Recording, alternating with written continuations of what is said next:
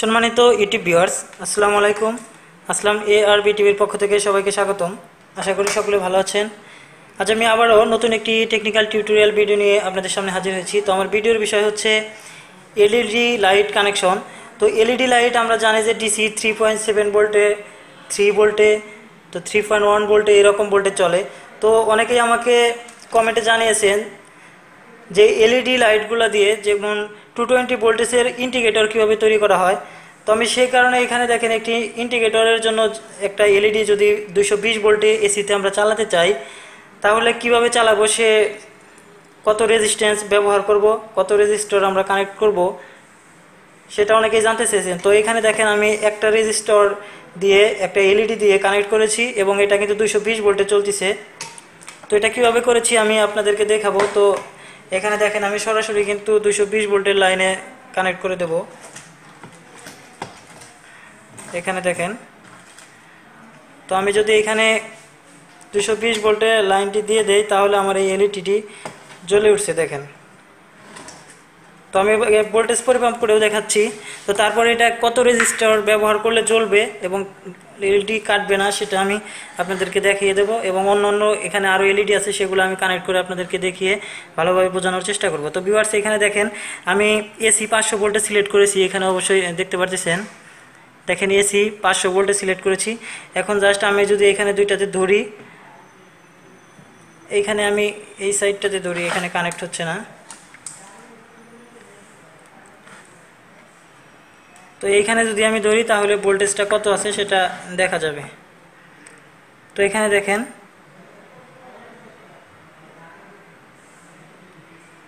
এখানে দেখেন 220 ভোল্ট, আর এখানে অবশ্যই আপনারা বুঝতে পারতেছেন যে এসিতে সিলেক্ট করেছি। তো এটা আসলে মূলত একটা রেজিস্টর ব্যবহার করে এটা সম্ভব। তো রেজিস্টর ব্যবহার করে এটাকে 220 ভোল্টে চালানো সম্ভব। তো ভিউয়ার্স, এখানে দেখেন একটা রেজিস্টর রয়েছে, যেটা এখানে হয়তো দেখা যাচ্ছে। তো এই রেজিস্টরটা হচ্ছে 100 কিলো ওহমের একটা রেজিস্টর,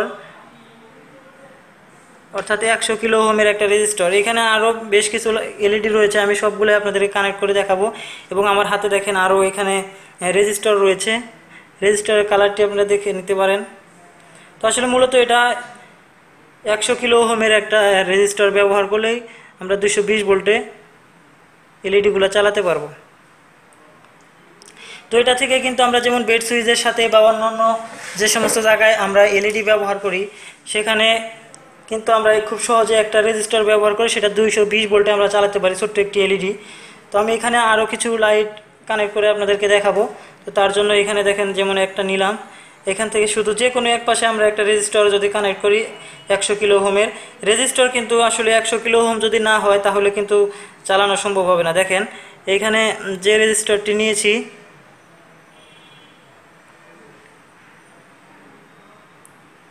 তো এই রেজিস্টরটি আমি যে কোনো এই এলইডি লাইটের যে কোনো এক পাশে লাগিয়ে দিলেই হবে। সিরিজে কানেকশন করতে হবে রেজিস্টরটি। তো রেজিস্টরের মান কিন্তু 100 কিলো হতে হবে, অর্থাৎ 1 লক্ষ ওহম। তো এখন এটাকে আমি অফ করে দিচ্ছি, তারপরে এই পাশে আমি কানেক্ট করে দেব।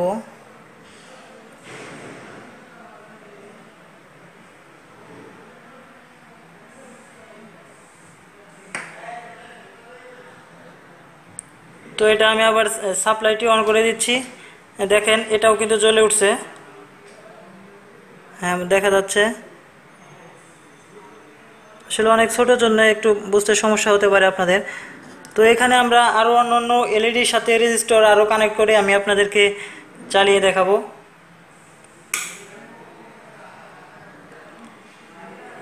ভিউয়ার্স, এখানে আমি আরও বেশ কিছু এলইডি কানেক্ট করে রেখেছি। দেখেন রেজিস্টর দিয়ে, রেজিস্টরের মান কিন্তু একই, রেজিস্টরের মান একই। তো জাস্ট আমি এখন একটা একটা করে কানেক্ট করে আমি আপনাদেরকে চালিয়ে দেখাবো। তো এখানে মূলত কিন্তু আসলে ব্যাপারটা হচ্ছে যে রেজিস্টর 100 কিলো ওহম যদি দেই তাহলে কিন্তু আমরা এই এলইডিগুলো 220 ভোল্টে ইন্ডিকেটর হিসেবে ব্যবহার করতে পারবো। অনেক সময় অনেক প্রয়োজন হয়ে যায়। তো সেটা যদি রেজিস্টরের মান ঠিক না থাকে তাহলে এলইডিগুলো নষ্ট হয়ে যাবে। তো ভিউয়ার্স, আমি এখানে আবারও কানেক্ট করে দিচ্ছি, আশা করি যে সম্পূর্ণগুলো জ্বলে উঠবে। আর এই ভোল্টটি সম্পর্কে যদি কারো অজানা থাকে তাহলে আসলে এইখানে থেকে আমাদের যে এই পাশের যে হোলগুলা এটা এইভাবে স্টেট কানেকশন আছে এবং এইখানে এই লাইনটা এই দিকে কানেক্ট আছে। আর জাস্ট আমি ফেস এবং নিউট্রাল এইখানে লাগিয়ে দিয়েছি, এভাবে সরাসরি ফেস নিউট্রাল কানেক্ট হয়েছে, অর্থাৎ একটাতে ফেস পাচ্ছে এবং একটাতে নিউট্রাল পাচ্ছে। তাছাড়া আমি ভোল্টেজ এই ডিজিটাল মাল্টিমিটার দিয়ে কিন্তু পরিমাপ করে দেখিয়েছি। তো এখন আমি আরও কিছু এলইডি লাগিয়ে দেই। ধৈর্য সহকারে সম্পূর্ণ ভিডিওটি দেখুন তাহলে সকলেই বুঝতে পারবেন। আসলে অনেক ছোট থাকার কারণে এগুলা ভিডিওতে ক্লিয়ার নাও বোঝা যেতে পারে, তবে আশা করি যে সম্পূর্ণ ভিডিওটি দেখলে অবশ্যই বুঝতে পারবেন। তো ভিউয়ার্স, এখানে আমি আরও কিছু লাগিয়ে দিচ্ছি। আমি যেটা লুজ কানেকশন করে দেখাচ্ছি, সোল্ডারিং করলে সময় বেশি লাগতো, যার কারণে আমি আসলে লুজ কানেকশন করে আপনাদেরকে দেখিয়ে দিচ্ছি। তো জাস্ট এলইডিগুলো কিন্তু সিরিজে থাকতে হবে, তা না হলে কিন্তু আসলে হবে না। আমি আরও একটি লাগিয়ে দিচ্ছি।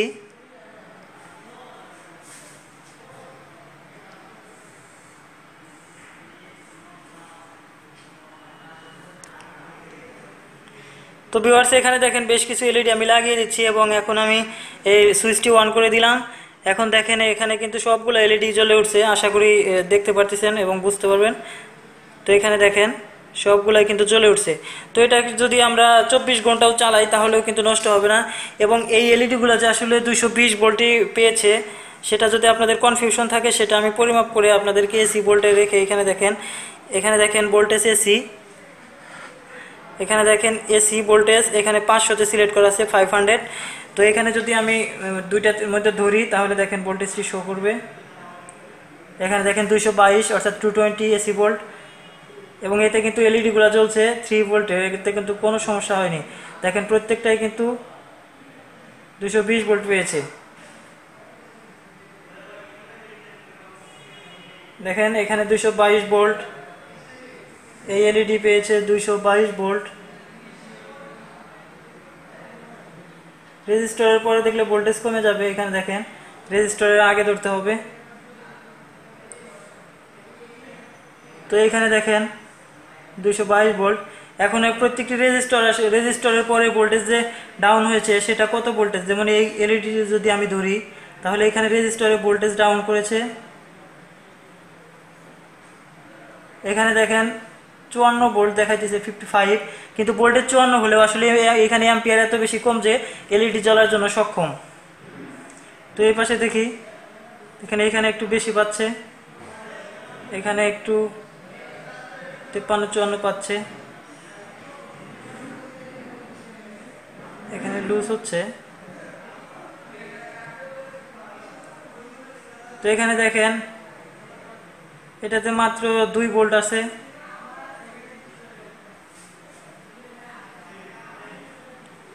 এখানে 35 ভোল্ট দেখাচ্ছে, তবে এখানে ভোল্টেজ বেশি দেখাইলেও কিন্তু। তো ভিউয়ার্স, এখানে আসলে ক্যামেরাতে একটু সমস্যা হয়েছিল, তো আমি আবার দেখাচ্ছি এখানে।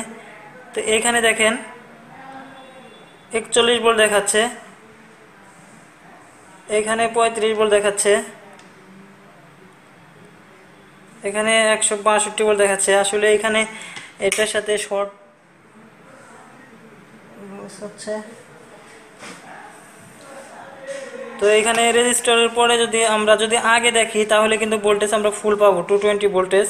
এখানে দেখেন 220 ভোল্টেজ চলে আসছে 222 ভোল্ট, 222 এসি ভোল্ট।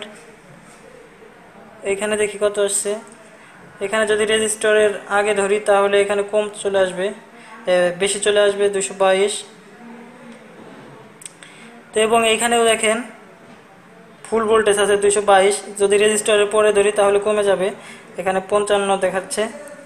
তো ভিউয়ার্স, এখানে আসলে এলইডি আমার কাছে এখানে আরও বেশ কিছু এলইডি আছে। তো এগুলো সম্পূর্ণগুলো যদি আমরা এই 100 কিলো 100 কিলো হোম রেজিস্টর আমরা যদি ব্যবহার করি তাহলে কিন্তু আমরা চালাতে পারবো। যদি আরও অন্য কোনো জিনিসও আমরা যদি চালাইতে চাই তাহলে কিন্তু এই রেজিস্টর ব্যবহার করে আমরা এরকমভাবে চালাতে পারবো।